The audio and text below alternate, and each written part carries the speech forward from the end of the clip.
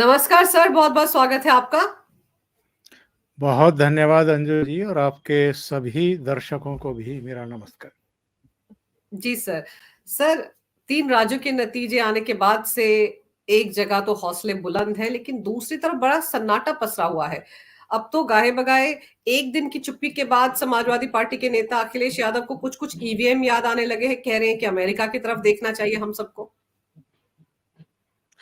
हाँ, ईवीएम के राग अखिलेश यादव आलाप सकते हैं, कुछ दूसरे लोग आलाप सकते हैं, कांग्रेस तो नहीं आलाप सकती, क्योंकि हुँ, कांग्रेस अगर ईवीएम खराब होता तो तेलंगाना कैसे जीतती?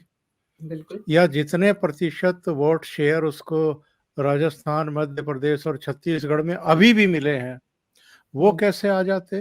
तो वो ईवीएम ने ही बताया है ना कांग्रेस को कि आपको वोट शेयर कितना मिला है, जिसका वो आत्मश्लाघा कर रहे हैं इस समय के। अगर भारतीय जनता पार्टी को 48% मिले हैं तो हमें 42% मिले हैं, हुँ, वहां अगर इनको इतने मिले हैं तो हमें भी इतने मिले हैं। तो अभी भी कम से कम ईवीएम की महत्ता कांग्रेस तो स्वीकार कर रही है। अगर तेलंगाना भी उसके हाथ में नहीं आता, हो सकता है ये भी अखिलेश यादव की तरह ईवीएम का रोना रो रहे होते। लेकिन अब ऐसे लोगों से मैं केवल एक ही सवाल पूछता हूँ कि जब केजरीवाल की पार्टी पंजाब में जीतती है तो ईवीएम में कोई खराबी नहीं है, उस समय नवीन बाबू जीतते हैं तो ईवीएम ठीक रहता है, या अगर ममता बनर्जी जीतती हैं तब भी ईवीएम ठीक रहता हुँ। है। ये भारतीय जनता पार्टी जहाँ जहाँ जीतती है वहीं ईवीएम में क्या घुस जाता है? तो ये ईवीएम में खराबी नहीं है, दिमाग में खराबी है। अपने दिमाग ठीक करें। और भारतीय जनता पार्टी जीत क्यों रही है? भारतीय जनता पार्टी के प्रति लोगों का विश्वास क्यों कायम है? जरा इस पर मंथन करें थोड़ा सा। बिल्कुल सर और वैसे भी हमने देखा था मध्य प्रदेश में कांग्रेस और समाजवादी पार्टी के बीच किस तरह से सीट शेयरिंग को लेकर काफ़ी बातें हुई थी, चिरकुट और ये सब कुछ कहा गया था एक-दूसरे को। तो हो सकता है इसी के चलते अखिलेश यादव इस तरह की स्टेटमेंट दे रहे हों। लेकिन अब आपको इंडिया अलायंस का भविष्य कैसा दिखता है? बहुत ही उज्जवल भविष्य है। जैसे यूपीए का बहुत उज्जवल भविष्य था, वैसे ही इस इंडिया अलायंस का और इसके सारे घटक दलों का बहुत ही उज्जवल भविष्य है। और ये इतना उज्जवल है कि जिसमें इनकी आंखें चौंधिया जाती हैं कई बार। और और मीडिया तो इनके साथ है ही। वो तो हमने देखा है कि पहली बैठक पटना में हुई तब मीडिया ने किस तरह की कवरेज करी थी, किस तरह का समा बांधा था, कितने कैमरे वहां पहुंच गए थे, कितने संवाददाताओं ने वहां डेरा डाल दिया था, किस तरीके से लाइव प्रसारण हो रहा था। वही हाल मीडिया ने बेंगलुरु में भी किया था कि देखो भाई, मोदी को घेरने के लिए अब बन गए हैं गठबंधन और आ गए हैं। शुरू में 17 दल, फिर 26 दल, फिर 28 दल की बात आई मुंबई पहुंचते पहुंचते। तो वो जो ये 5 राज्यों के चुनाव हो रहे थे, इनमें कहाँ था इंडी अलायंस, जिसकी हुँ, चर्चा आपने भी की है। एक सीट पिछले विधानसभा चुनाव में समाजवादी पार्टी ने जीती थी मध्य प्रदेश में, और 5 या 6 सीटों पर वो दूसरे नंबर पर रही थी। तो हुँ, अखिलेश यादव चाहते थे कि अगर कोई इंडी अलायंस नाम की चिड़िया है तो फिर हमें ये 6 सीटें तो दे ही दो, और बाकी बिल पे हम आपको कोऑपरेट करेंगे, हम आपकी मदद करेंगे। लेकिन क्या हुआ, जब सूची जारी की कांग्रेस ने, तो शायद पहली या दूसरी लिस्ट में ही उन सभी सीटों पर भी जिन पर समाजवादी पार्टी और अखिलेश यादव ने दावा किया था, उन पर भी अपने कैंडिडेट घोषित कर दिए। हुँ, तो काहे का अलायंस है ये, काहे की समझबूझ है? और अभी तो जितनी मैं बाइट अभी बैठ करके देख रहा था आपके कार्यक्रम में शामिल होने से पहले, चाहे केसी त्यागी हों, हुँ, चाहे संजय राउत हों, जितने भी लोग बोल रहे हैं, कोई कह रहा है कि ये कांग्रेस तो इसलिए हारी है कि इसने सनातन जो धर्म है, जो सनातन को हुँ, मानने वाले लोग हैं, उनका अपमान किया है। कुछ लोग कह रहे हैं कि जी हम तो सहयोग करने को तैयार थे, हम तो प्रचार भी करने को तैयार थे अलग अलग राज्यों में जा कर के, इनको ही हम पर भरोसा नहीं था। और हुँ, जब हमने कुछ-कुछ राज्यों में कुछ सीटों के बारे में इनसे बात की तो बहुत ही अपमानजनक तरीके से हमसे बातचीत की गई। तो ये जो एक्चुअल में मैंने पहले भी कहा था एक कार्यक्रम में, जी।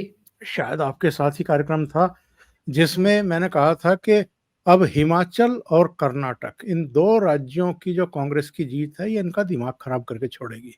हुँ, और ये आदमी को आदमी नहीं मानेंगे। ये अब बेहद एरोगेंट हो जाएँगे, जैसा अतीत में भी हो चुके थे, जब इनकी सरकार थी। 2004 याद करिए ना, अटल हुँ, जी के नेतृत्व में बीजेपी को मिली थी 138 सीटें, कांग्रेस को मिली थी 145 सीटें, कुल 7 सीटों का ही तो अंतर था।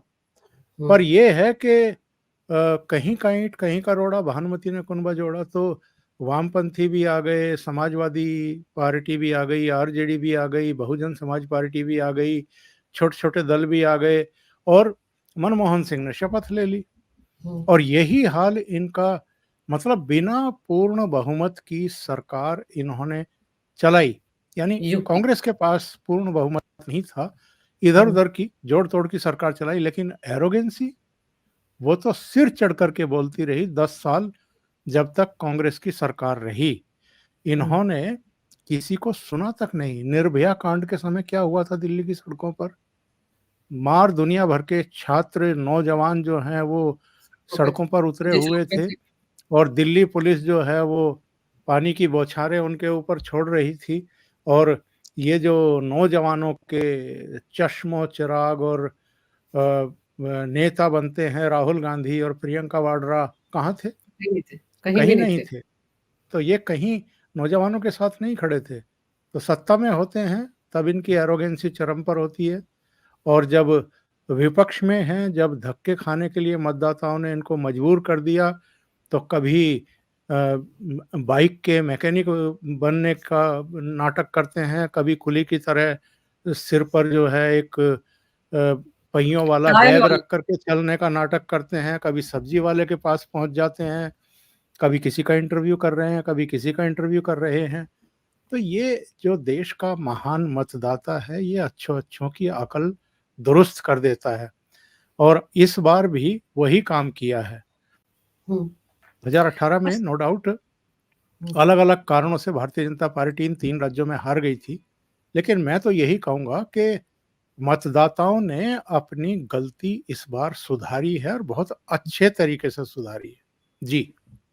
सर कर्नाटक में जब कांग्रेस जीती थी, उसके बाद तो बड़े ज़ोर-शोर से ये चर्चा शुरू हो गई थी कि इंडिया अलायंस में तो एक बार फिर से राहुल गांधी की अगुवाई में ही चुनाव लड़ा जाएगा और कहीं न कहीं ममता बनर्जी भी बितक गई थी कि देखो मुस्लिम वोट बैंक इनके साथ चला गया और मुस्लिम वोटों की ही मारामारी है इंडिया अलायंस में और आप सही कह रहे हैं कि एरोगेंसी का आलम बहुत बढ़ गया था उस वक़्त भी और अब क्या लगता है आपको पूरे इंडिया अलायंस में कांग्रेस अलग-थलग पड़ गई है? भले ही उन्होंने तेलंगाना जीता, उसे तो ये भी कहा जा सकता है केसीआर की हार है इसलिए कोई ऑप्शन नहीं था तो कांग्रेस वहां पर जीत गई। लेकिन क्या लग रहा है आपको अब कहीं भी कांग्रेस की नहीं चलने वाली है अगर ये इंडी अलायंस नाम की चिड़िया रहती है तो? देखिए ये मुझे लगता है कि रहेगी, और हुँ, किसी भी रूप में रहेगी। किसी रूप में से मेरा कहने का मतलब ये है, कुछ लोग छिटक सकते हैं। जैसे ममता बनर्जी का बयान आ गया है कि मुझे तो पता नहीं है, हमें तो जानकारी नहीं है कि इंडिया अलायंस की कोई मीटिंग भी बुलाई गई है। इसका मतलब ये है कि ममता बनर्जी उस बैठक में शामिल नहीं होंगी। हुँ, इसी तरीके से नीतीश के जो बीच में बयान आए हैं, कांग्रेस नेतृत्व को लेकर के, उसकी एरोगेंसी और मनमानी को लेकर के, वो भी यही इंगित करते हैं कि अ, आने वाले समय में नीतीश लालू हों या ना हों, पर नीतीश अगर शामिल भी रहेंगे तो अनमने मन से रहेंगे, क्योंकि नीतीश के एक तरीके से अरमानों को कुचलने का काम कांग्रेस ने किया है। हुँ, अ, शुरू इनिशिएट तो किया था नीतीश ने ही पटना में बैठक बुला करके। इसके बाद उनको कहा गया था कि बेंगलुरु में संयोजक घोषित कर देंगे, तो वहाँ भी वो भागे-भागे गए। हुँ, वहाँ बहुत सारे पोस्टर उनके खिलाफ ही लगे ही दिखाई दिए सड़कों पर, बिल्कुल। उनकी विश्वसनीयता पर सवाल खड़े करते हुए। और मुंबई में भी संयोजक का कोई फैसला नहीं हुआ, उसको टाल दिया गया। क्यों टाला गया? क्योंकि जब तक सूरत के कोर्ट द्वारा सुनाई गई 2 साल की सजा को सुप्रीम कोर्ट ने स्टे नहीं किया था, तब तक तो कांग्रेस की लीडरशिप का दम फूला हुआ था। हुँ, एक आशंका का माहौल था कि राहुल गांधी को जेल जाना ही पड़ेगा। सुप्रीम कोर्ट ने जब स्टे किया तो इनको लगा कि ये तो सुनहरी मौका है।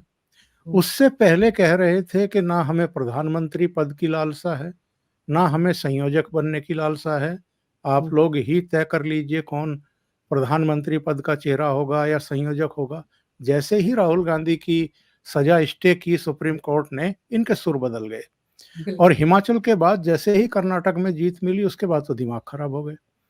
तो ये जो ममता बनर्जी का रुख है, या नीतीश का है, या केजरीवाल का, जिन्होंने हुँ, इनके किसान मोर्चा के राष्ट्रीय अध्यक्ष और 4 बार के एमएलए सुखपाल सिंह खेरा को पंजाब में गिरफ्तार किया 8 साल पुराने केस में।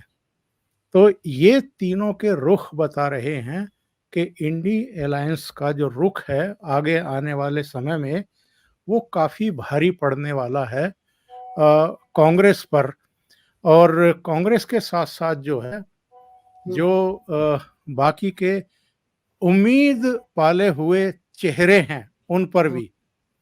तो ये आसान नहीं है, डगर आसान नहीं है। और ये जो 3 राज्यों में करारी शिकस्त झेलनी पड़ी है कांग्रेस को, जहाँ-जहाँ वो सत्ता में थी वो छिन गए दोनों राज्य। भारतीय जनता पार्टी को लेकर के, उसके परफॉर्मेंस को लेकर के, कांग्रेस के आगमन को लेकर के जिस तरह की बातें पिछले 3-4 महीनों में एक खास वर्ग के मीडिया ने और हुँ, ओपिनियन पोल मेकर्स ने भी और एग्जिट पोल बनाने वालों ने भी फैलाई थी, हुँ, उससे एक भ्रम की स्थिति पैदा हुई थी मतदाताओं में। लेकिन अब तो बहुत क्लियर हो गया है कि ये, जैसा कल नरेंद्र मोदी भी कह रहे थे हुँ, भारतीय जनता पार्टी मुख्यालय में, कि ये जो हैट्रिक है, ये 2024 की हैट्रिक की गारंटी है। तो इन बिल्कुल। 3 राज्यों की जो जीत है भारतीय जनता पार्टी की, उसने न केवल इंडी अलायंस के घटक दलों और कुछ दूसरे जो इनके घटक दल के सदस्य नहीं हैं, उनके अरमानों पर पानी फेर दिया है, बल्कि भारतीय जनता पार्टी को भी आश्वस्त कर दिया है कि वो इसी तरीके से लगे रहे तो 2024, यानी दिल्ली अब तीसरी बार भी उनसे दूर नहीं है। बिल्कुल। पर सर अभी-अभी जिस तरह से इस तरह की स्टेटमेंट्स भी आ रही हैं जेडीयू की तरफ से या जो नीतीश कुमार का मंत्रिमंडल है वहाँ से उनके एक मंत्री हैं अशोक चौधरी वो कह रहे हैं कि नीतीश से ज़्यादा भरोसेमंद चेहरा कोई नहीं है जो बीजेपी को टक्कर दे सकता है या पीएम मोदी को टक्कर दे सकता है। तो मतलब उम्मीद कायम है, लग रहा है कि कांग्रेस का जो हाल हुआ है इन चुनावों में उसके बाद फिर से उम्मीद जग गई है यू टर्न बाबू में? देखिए, ऐसा है कि नीतीश के लिए अब भारतीय जनता पार्टी के दरवाजे तो बंद हो चुके हैं। हुँ, भारतीय जनता पार्टी अब उनको लेकर के करेगी क्या? उनमें बचा क्या है? क्योंकि अगर आप पिछले 3 विधानसभा चुनाव देख लें अंजू जी, हुँ, तो ये 115 सीटों से सीधे 71 पर टपके थे, 71 से सीधे 43 सीटों पर टपक गए थे। और अगले विधानसभा चुनाव में खत्म है बिल्कुल। ये आप कहीं लिख करके रख लीजिएगा। क्योंकि जितनी उलटबाजियाँ इन्होंने खेली हैं राजनीति में, ऐसे ही इनका नाम थोड़ा पलटू राम पड़ गया है। हुँ, और रातों-रात आज आप इसके साथ बिस्तर में सो रहे हैं, कल को आप कोई दूसरा साथी ढूँढ रहे हैं। तो इससे ज़्यादा राजनीति में चरित्रहीन और कौन होगा भई? तो र कल शाम तक आप किसी के साथ थे, खरीदारी कर हुँ, रहे थे मार्केट में, वो उसकी मनपसंद चीज़ें खरीदवा रहे थे। अगले दिन आप किसी और के साथ सो रहे हैं, और के साथ आप जो है, तो ये चीज़ें जो हैं ये आम तौर पर जो मतदाता हैं वो बर्दाश्त करते नहीं हैं। आप एक जगह रहिए और उनके साथ जम करके रहिए। इतनी निष्ठाएँ बदल लेना, अचानक आपके दिमाग में चीज़ें चलती हैं और आप रातों-रात जो है निष्ठा भी बदल लेते हैं, वफ़ादारी भी बदल लेते हैं। जिनके साथ आपने चुनाव लड़ा है, उनको भी छोड़ देते हैं। ये सब चीज़ें ज़्यादा चलती नहीं हैं। और आप किसी को एक बार मूर्ख बना सकते हो, 2 बार बना हुँ, सकते हो, हमेशा नहीं बना सकते। आपकी चालाकी बिल्कुल पकड़ी जाएगी, और जब पकड़ी जाएगी तो आप कहीं के नहीं रहेंगे। तो नीतीश कुमार इसी लायक है जो बर्ताव उनके साथ हो रहा है। अब जो वो चाहते थे लीड हुँ, करना हुँ, इंडिया अलायंस को, वो सपना तो उनका पूरा होगा नहीं। उनको संयोजक भी नहीं बनाया जाएगा। उनको चेहरा बनाने की तो बात छोड़ ही दीजिए, क्योंकि कांग्रेस का इतिहास उठा करके देख लीजिए। कांग्रेस ने कभी किसी क्षेत्रीय दल के नेता की लीडरशिप तो एक्सेप्ट की नहीं है, तो वो बिल्कुल। क्यों करेंगे? उनका तो अपना अस्तित्व, उनकी जो अपनी प्रासंगिकता है, उनकी जो अपनी थोड़ी बहुत बची-खुची साख है, वो भी मिट्टी में मिल जाएगी, मिट्टी पलीत हो जाएगी। तो इसलिए ऐसी गलती कांग्रेस भी करेगी और अब नीतीश झीकने के अलावा कुछ कर भी नहीं सकते। सर, इस हार का कांग्रेस के अंदर क्या चल रहा होगा? क्या ये लोग थोड़े दिन आने के बाद इसका ठीकरा जो है वो मल्लिकार्जुन खड़गे के सिर पर फोड़ देंगे, या मानकर चलेंगे कि राहुल गांधी जो बार-बार रीलॉन्च होते हैं, 40 बार रीलॉन्चिंग हो चुकी है, उनकी 41वीं रीलॉन्चिंग भी फ्लॉप ही रही है, ये मानकर चला जाएगा? मंथन होगा इस बात पर कांग्रेस के अंदर या नहीं? आज तक हुआ है क्या? 2014 में जिस तरह की हार हुई थी, हुँ, तब हुआ था क्या? 2019 में हार हुई थी, तब हुआ था क्या? कभी नहीं होगा, नेवर। और ये इनकी कल्चर है। ये ये भी सोचने समझने को, बैठने को, माथापच्ची करने को, आत्ममंथन करने और चिंतन करने को तैयार नहीं है कि कौन-कौन से हमने गलत स्टेप ले लिए, कौन-कौन से हमने गलत बयान दे दिए, जिनसे जनता इतनी नाराज़ हो गई। या जो हमारी नीतियाँ हैं, जो हमारे अ, मूलभूत सिद्धांत हैं, वो कौन से जिनसे हम अलग हो गए। मैं तो एक सवाल पूछता हूँ इन कांग्रेसियों से और इस गांधी परिवार से। मुझे ये बताइए कि महात्मा गांधी जो है वो कितनी बार कांग्रेस के अध्यक्ष रहे थे? बस एक बार। हुँ, गांधी जी के एक बार अध्यक्ष रहने के बाद क्या कभी दोबारा गांधी जी अध्यक्ष बने कांग्रेस के? नहीं बने। उनके परिवार का कोई बना हो? नहीं बना। तो फिर ये जो गांधी जी का नाम लगा करके राजनीति चमका रहे हैं, मतलब नकली गांधी बन करके ये जो सत्ता पर काबिज होते रहे हैं और लोगों से वोट लेते रहे हैं, ये गांधी जी के उस दिखाए हुए मार्ग पर चलने को तैयार क्यों नहीं है? इन्होंने तो एक्चुअल में कांग्रेस का खुद ही बेड़ा गर्क किया है। और जिस तरह की चीजें आ रही हैं पिछले दिनों, जो सारा कुछ तो कच्चा चिट्ठा सामने आ गया। हुँ, एजेएल का भी और यंग इंडियन का भी, किस नेशनल तरीके से हेराल्ड इन्होंने गुलगपाड़े किए, किस तरीके से इन्होंने संपत्ति पर कब्जा करने के षड्यंत्र रचे हैं।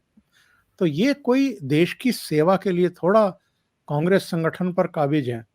और जिन-जिन ने भी सवाल खड़े किए कि भई ठीक तरीके से आप कांग्रेस पार्टी को नहीं चला पा रहे हैं, आप किसी और को मौका दीजिए, क्योंकि आप में ना तो मेधा है, ना प्रतिभा है, ना आप में कोई समझ-बूझ है, ना फैसले लेने की समझ है, ना आपको राजनीतिक, आर्थिक, वैदेशिक और दूसरे मामलों की समझ है, तो आप किसी और को मौका दीजिए, जो सबको साथ लेकर के चल सके। आप किसी के लिए उपलब्ध भी नहीं हैं।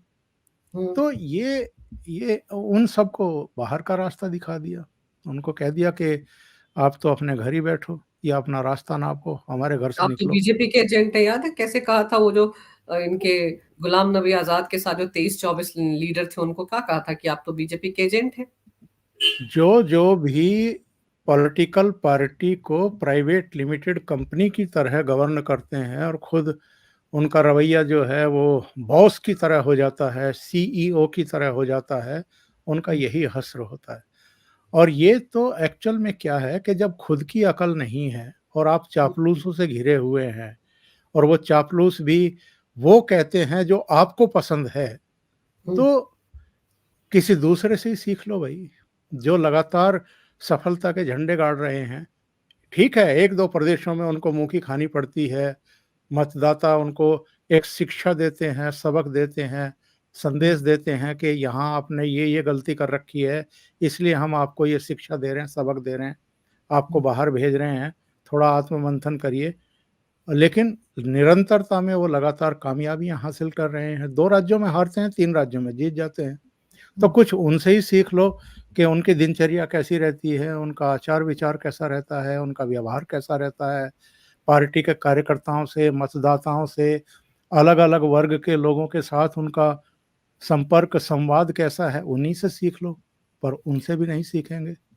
सर उनसे कहाँ सीखेंगे? आप देखिए ना यहाँ ये चुनाव हारे हैं, आपको खबर मिल जाएगी कि 1-2 दिन में राहुल गांधी विदेश जाने वाले हैं, नया टूल किट तैयार करने के लिए, आत्ममंथन करने की तो ज़रूरत थी। आज वो शीतकालीन सत्र से पहले पीएम मोदी ने मीडिया से बात करते हुए यही तो कहा कि भई आप अपनी गलतियाँ तो देखिए, अपने गिरेबान में तो झाँकिए, हमें तो कोसते रहिए, लेकिन कम से कम हार के कारण क्या इनको तो आपको खुद देखना पड़ेगा ना। तो इससे बड़ी बात और कोई क्या कहेगा इनको सर? लेकिन सर इस चुनाव में कम से कम वो सब लोग जो बड़े कूद रहे थे इंडिया अलायंस में कि हमारा पीएम कैंडिडेट होना चाहिए, उन सबके भी पर कतर गए हैं। केजरीवाल का क्या हाल हुआ है, जो फ्रीबीज़ बाँटने में सबसे नंबर 1 थे, इन सभी राज्यों में जो ऐलान वो कर रहे थे, उनको भी अच्छा सबक सिखाया है लोगों ने। कुल मिलाकर तीनों राज्यों में 215 कैंडिडेट उन्होंने उतारे थे। हुँ। उन 215 की ज़मानतें ज़ब्त हो गई और अ, कितना पंजाब गवर्नमेंट का उन्होंने फूँका है, पैसा। क्योंकि जहाँ भी गए हैं चुनाव प्रचार के लिए, रोड शो के लिए, पंजाब के मुख्यमंत्री को लाद लेते हैं उन्हीं के विमान में और हुँ, फिर उस विमान का मिसयूज़ करते हैं अलग-अलग राज्यों में चुनाव प्रचार के लिए जा कर के। इस पर तो एक जाँच बैठनी चाहिए बिल्कुल। कि जो इन्होंने पंजाब गवर्नमेंट का विमान यूज़ किया है चुनाव प्रचार के दौरान, क्या हुँ, इन्होंने पार्टी फंड से यानी आम आदमी के पार्टी के हुँ, कोष से उसका पैसा भरा है? अगर नहीं भरा है, तो इन पर मुकदमा चलना चाहिए। चुनाव आयोग को इसका कॉन्क्लेजेशन लेना चाहिए। इनके खिलाफ बाकायदा इंक्वायरी होनी चाहिए, किसी अधिकारी को बैठाना चाहिए और इनके खिलाफ कार्रवाई होनी चाहिए। और अगर ये फ़ाल्टी पाए जाते हैं, तो आम आदमी पार्टी की मान्यता रद्द की जानी चाहिए। क्योंकि ये सीधे-सीधे बेहयाई, बेशर्मी और ये एक और घोटाला और भ्रष्टाचार है कि हुँ, आप दिल्ली के मुख्यमंत्री हैं, आप पंजाब सरकार के संसाधनों का दोहन कर रहे हैं, दुरुपयोग कर रहे हैं, पंजाब गवर्नमेंट के खजाने को चूना लगा रहे हैं। तो इतनी बेशर्मी और इतने सारे विवादों के बावजूद, साथियों के जेल जाने के बावजूद, आप इतना दुस्साहस और इतनी बेशर्मी दिखा रहे हैं। सर एक मत ये भी है कि ये जो 3 राज्य हैं इनमें मुस्लिम मतदाता ज़्यादा नहीं था, इसलिए कांग्रेस को मुसलमानों ने एकजुट होकर वोट नहीं डाला, लेकिन तेलंगाना में क्योंकि मुस्लिम लोगों की तादाद ज़्यादा है, इसलिए वहाँ पर कांग्रेस जीत गई। इस बात को आप कैसे देखते हैं? देखिए जो ट्रेंड है अंजू जी, ये तो मान के चलना पड़ेगा। हुँ, चाहे पश्चिम बंगाल में मुर्शिदाबाद जिले की जो सीट पर उपचुनाव हुआ था, वहाँ का ट्रेंड देख लीजिए या हुँ, बाकी जगहों का अगर आप देखें, कर्नाटक का भी देख लीजिए आप। हुँ, तो जो मुस्लिम मतदाता है, हुँ, वो सागर दीघी सीट में जो उपचुनाव हुआ था हुँ, मुर्शिदाबाद हुँ, में, हाँ, मैं हाँ, उसकी चर्चा कर रहा हूँ, हुँ, जिसका एमएलए बाद में हड़प लिया था ममता बनर्जी ने, अपनी ममता पार्टी में बनर्जी। मिला लिया था। तो चाहे वो देख लीजिए, चाहे कर्नाटक के चुनाव के नतीजे देख लीजिए या आप तेलंगाना के देख लीजिए। जहाँ मुस्लिम हैं वो अब वहाँ भी आप देख लीजिए ना, तेलंगाना में वो असदुद्दीन ओवैसी के पीछे जाने के बजाय कांग्रेस के पीछे खड़े हो गए हैं। हुँ, हुँ, तो मुस्लिमों ने एक फैसला कर लिया है 2024 के मद्देनज़र कि वो कांग्रेस के पीछे मजबूती के साथ खड़े होंगे। जो गलती उनसे 2014 और 2019 में हुई थी, अब वो उसको दोहराना नहीं चाहते हैं। एक तरीके से ये भारतीय जनता पार्टी के लिए अच्छा हो रहा है, क्योंकि हुँ, जब भारतीय जनता पार्टी के फॉलोअर्स को ये पता लगेगा कि एकजुट मुस्लिम मतदाता कांग्रेस के पीछे खड़े हो रहे हैं, तो फिर वो और यूनाइट होंगे, उनका हुँ। और ध्रुवीकरण होगा और जब-जब इस तरह का पोलराइज़ेशन होता है, उसका फ़ायदा सामने वाली पार्टी को मिलता ही है। कांग्रेस की एक्चुअल में समझ में चीज़ें आ नहीं रही हैं। हुँ, आचार्य प्रमोद कृष्णम ने एक इंटरव्यू में कहा है कि ये जो सनातनियों को गाली देने की होड़ लगी हुई है कांग्रेस के नेताओं में, हुँ, उसकी हार की मूल वजह ये है। तो ये मुस्लिमों को, मतदाताओं को, कट्टरपंथियों को खुश करने के लिए ऐसी बहुत सारी गलतियां कर रहे हैं जो भारतीय जनता पार्टी के लिए बहुत फायदेमंद हो रही हैं, और ये और गलतियां करेंगे। अभी 2024 में 4 साढ़े 4 महीने का समय है जब चुनाव प्रक्रिया शुरू होगी। उससे हुँ, पहले तो ये बहुत गलतियां करेंगे। अभी 2 4 दिन 10 5 दिन थोड़ा सा चुप रहेंगे, क्योंकि नई नई चोट लगी है, नई नई हार मिली है। पर अभी चूंकि आज से पार्लियामेंट का सेशन भी शुरू हुआ है, हुँ, तो फिर मिल बैठ करके ये लोग रणनीति तैयार कर रहे हैं, फ्लोर मैनेजमेंट कैसे तय किया जाए, कौन कौन से मुद्दों पर मोदी सरकार को घेरा जाए। ये गलतियां इस सेशन से ही शुरू कर देंगे, जो दिसंबर 2022 तक चलना है ये सेशन। और उसके बाद फिर देखिएगा, बहुत ऐसे पनौती, मौत का सौदागर, चौकीदार चोर, हुँ, ऐसी बहुत सारी चीजें लेकर के आएंगे, जो 2024 में 2019 से भी बुलंदियों पर बैठाएंगे नरेंद्र मोदी को, कि भाई आपने 2014 में कुल 282 सीट जीती थी, थोड़ी कम थी। फिर चौकीदार चोर है, उसमें 303, बोला वो भी थोड़ी कम थी आपके कद के हिसाब से, इस बार आप 350 से ऊपर जाइए। तो थोड़ा सा और ये लेकर के आएंगे कुछ अच्छे अच्छे शब्द मोदी जी के लिए, और फिर भारत की जनता मोदी जी के पीछे यूनाइट होगी। बिल्कुल सर, इनकी अपनी ही गलतियाँ हैं, ज़ुबान पे काबू नहीं रख पाते हैं, ऐसी-ऐसी बातें बोल जाते हैं, वो भी देश के ये प्रधानमंत्री के। जुबान पर काबू का सवाल नहीं है अंजू जी, समझिए, ये फ्रस्ट्रेशंस हैं। हुँ, ये ये इनको गलतफहमी है, बहुत बड़ी गलतफहमी है कि हम हमें तो दैवीय शक्ति मिली हुई है, हम तो राज करने के लिए ही पैदा हुए हैं, हम पीढ़ी दर पीढ़ी इस देश पर हुकूमत ही करेंगे, हमारे अलावा कोई दूसरा प्रधानमंत्री बन कैसे सकता है, या देश की ये महान जनता किसी और को प्रधानमंत्री बना कैसे सकती है। तो अगर कोई बन भी गया और जनता उसको बना भी रही है, तो गालियां बको उसको, हुँ, उसको डिस्क्रेडिट करो।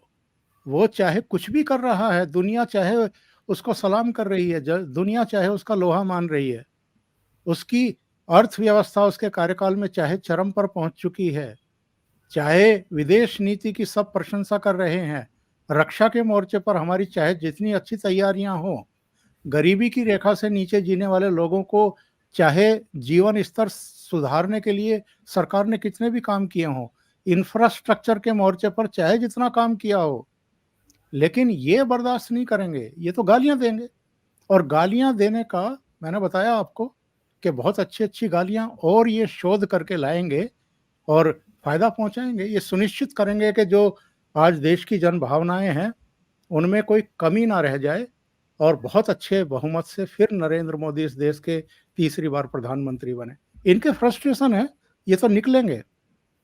बिल्कुल फ्रस्ट्रेशन में ही ये सब बातें निकल रही हैं, आप बिल्कुल सही कह रहे हैं सर। और इस फ्रस्ट्रेशन के चलते कितना नुकसान इनको हो रहा है, इसका आंकलन करने की ज़हमत तो ये कभी नहीं उठाएँगे। तो देखते हैं कि अब ये इंडिया अलायंस बिखरता है या जुड़ता है, तो कौन इसकी अगुवाई करेगा, ये किस तरह की मार-धाड़ इनके बीच में होती है, कैसी मारा-मारी मचती है, इन सब पर भी सर बात करेंगे। लेकिन आज आपने इस इंडिया अलायंस के अंदर अभी क्या हलचल चल रही है, इस पर जो विस्तार से जानकारी मेरे दर्शकों को दी सर, उसके लिए आपका बहुत-बहुत धन्यवाद। आपने बहुत बहुत खास तौर धन्यवाद पर अंजू मेरे जी, लिए याद करने खास के तौर लिए पर आपने बहुत मेरे धन्यवाद। लिए वक़्त निकाला।